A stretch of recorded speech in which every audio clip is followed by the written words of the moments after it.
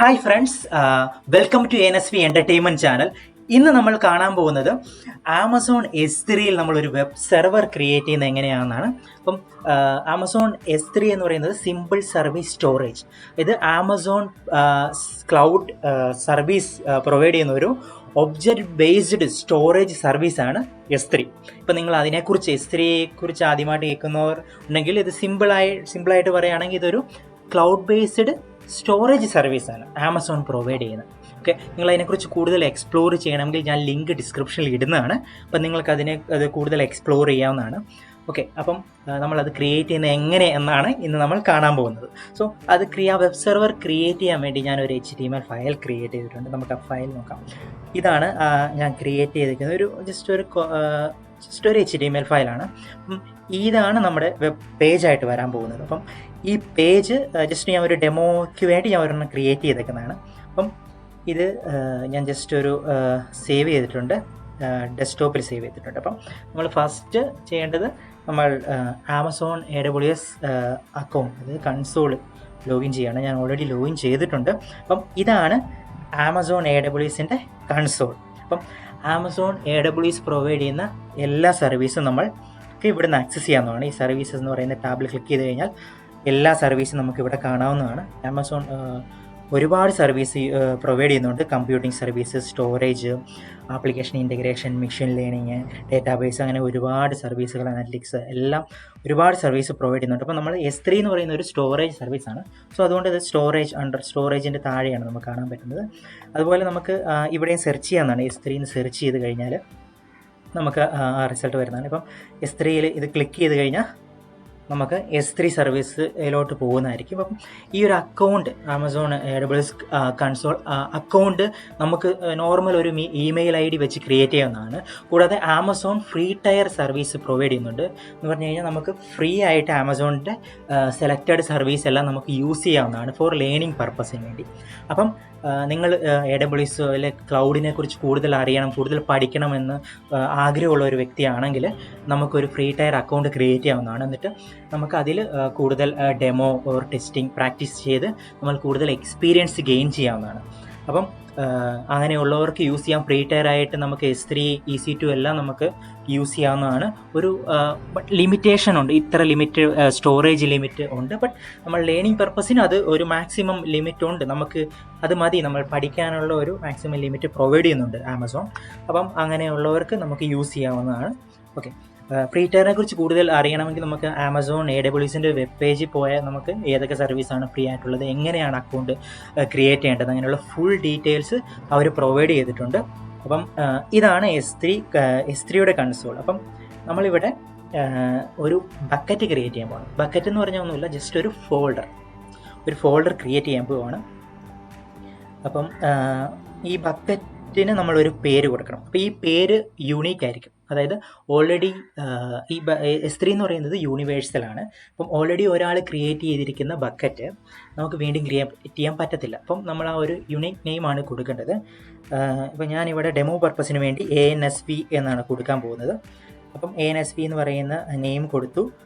Region ഞാൻ same റീജിയനാണ് കൊടുക്കുന്നത്. അപ്പം നമുക്കത് റീജിയൻ എന്ന് പറഞ്ഞാൽ നമ്മൾ ഏത് ലൊക്കേഷനിലാണ് നമ്മളിത് ഡിപ്ലോയ് ചെയ്യുന്നതെന്നാണ്.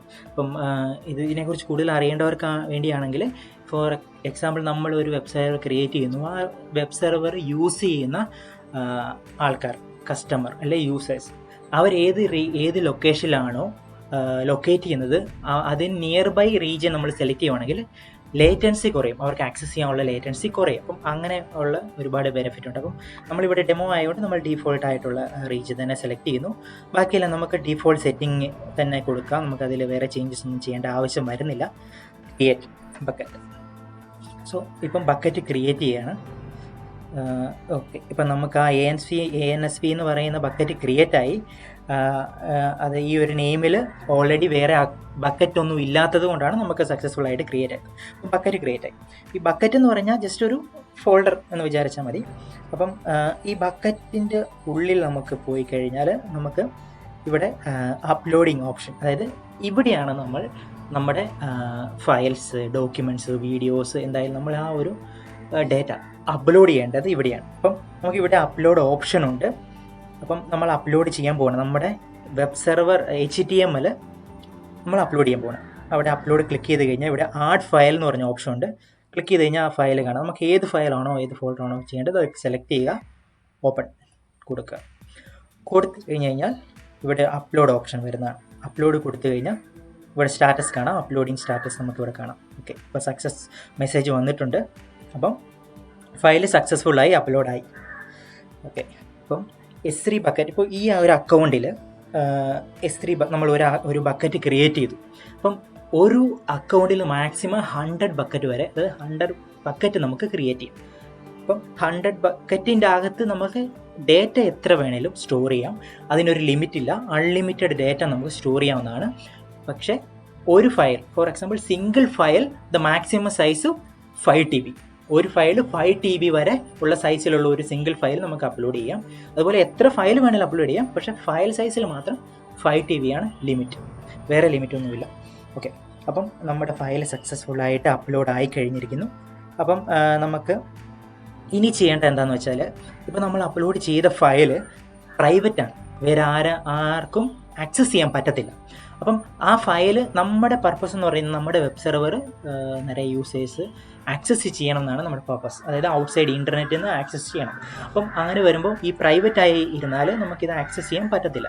അപ്പം നമ്മൾ എന്ത് ചെയ്യാന്ന് വെച്ചാൽ, നമ്മൾ ക്രിയേറ്റ് ചെയ്തിരുന്ന ബക്കറ്റ്, ഈ ബക്കറ്റ് നമ്മൾ പബ്ലിക് ആക്കാൻ പോകണം. ഇത് പബ്ലിക് ആക്കിയാലേ നമുക്ക് ആക്സസ് ചെയ്യാൻ പറ്റത്തുള്ളൂ. അതിന് ബക്കറ്റ് ക്ലിക്ക് ചെയ്തതിന് ശേഷം പെർമിഷൻ ടാബ് ഓപ്പൺ ചെയ്യാം. പെർമിഷൻ ടാബ് ഓപ്പൺ ചെയ്താൽ നമുക്ക് ഇവിടെ ഒരു ഓപ്ഷൻ കാണാം, ബ്ലോക്ക് പബ്ലിക് ആക്സസ് എന്ന് പറയുന്നത്. ഇത് ഡീഫോൾട്ടായിട്ട് നമ്മൾക്ക് ആദ്യമായിട്ട് ക്രിയേറ്റ് ചെയ്യുന്ന എല്ലാ ബക്കറ്റും പ്രൈവറ്റ് ആയിരിക്കും, ബ്ലോക്ക് ആയിരിക്കും പബ്ലിക് ആക്സസ്. നമ്മളത് എഡിറ്റ് ചെയ്യാവുന്നതാണ്. നമ്മളിവിടെ എഡിറ്റ് ക്ലിക്ക് ചെയ്ത് കഴിഞ്ഞാൽ അൺടിക്ക് ചെയ്യാനുള്ള ഒരു ഓപ്ഷൻ കാണാം. അപ്പോൾ നമ്മൾ അൺടിക്ക് ചെയ്ത് കഴിഞ്ഞ് സേവ് കൊടുക്കുക. സേവ് കൊടുക്കുമ്പോൾ നമ്മളിവിടെ കൺഫർമേഷൻ ചോദിക്കും, നമ്മൾ ജസ്റ്റ് അത് ടൈപ്പ് ചെയ്യുക, കൺഫേം. ഇപ്പം നമുക്കിവിടെ കാണാവുന്നതാണ്, ഇവിടെ ഒബ്ജക്റ്റ് ക്യാൻ ബി പബ്ലിക്. അപ്പോൾ ഇത് പബ്ലിക്കായി, ഒബ്ജക്റ്റ് പബ്ലിക്, ഇപ്പോൾ ബക്കറ്റ് പബ്ലിക്കായി. ഇനി നമ്മൾ അപ്ലോഡ് ചെയ്ത HTML ഫയൽ, അത് നമ്മൾ പബ്ലിക് ആയാൽ മാത്രമേ നമുക്ക് ആക്സസ് ചെയ്യാൻ പറ്റത്തുള്ളൂ. അപ്പം നമ്മൾ അതും ഇപ്പോൾ പബ്ലിക് ആക്കാൻ വേണ്ടി ക്ലിക്ക് ചെയ്ത ശേഷം ആക്ഷൻ ക്ലിക്ക് ചെയ്യുക. ഇവിടെ നമുക്ക് ഒരു ഓപ്ഷൻ കാണും, മേക്ക് എ പബ്ലിക് എന്ന് പറയുന്ന ഓപ്ഷൻ കാണും. അപ്പോൾ നമ്മൾ ഓപ്ഷൻ ക്ലിക്ക് ചെയ്ത് കഴിഞ്ഞാൽ വീണ്ടും കൺഫർമേഷൻ ചോദിക്കും, മേക്ക് പബ്ലിക്. ഓക്കെ, അപ്പം ഒബ്ജക്റ്റും പബ്ലിക്കായി നമുക്കിവിടെ കാണാം.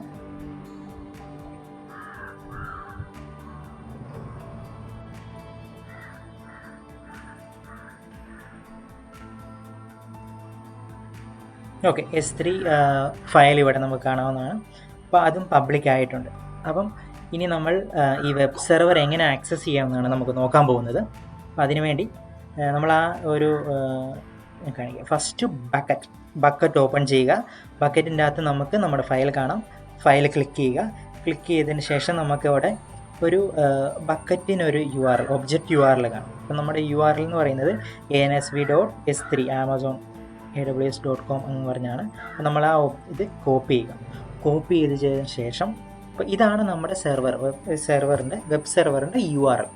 ആ URL നമ്മൾ ഇവിടെ പുതിയ ബ്രൗസറിൽ പേസ്റ്റ് ചെയ്ത് ക്ലിക്ക് ചെയ്യുമ്പോൾ നമ്മുടെ സെർവർ ഓപ്പൺ ചെയ്യുന്നതായിരിക്കും. സോ ഇതാണ് നമ്മൾ ക്രിയേറ്റ് ചെയ്ത വെബ് സെർവർ.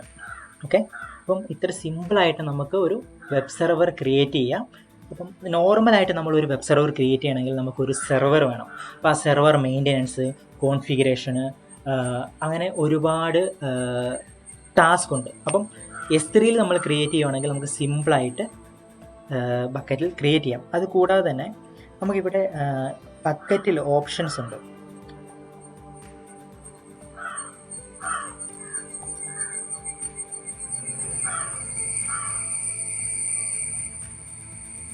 സോ ഇവിടെ സ്റ്റാറ്റിക് വെബ് ഹോസ്റ്റിംഗ് എന്ന് പറഞ്ഞ ഓപ്ഷൻസ് ഉണ്ട്. നമുക്ക് ഈ ബക്കറ്റിന് സ്റ്റാറ്റിക് വെബ് ഹോസ്റ്റിംഗ് എനേബിൾ ചെയ്യാവുന്നതാണ്.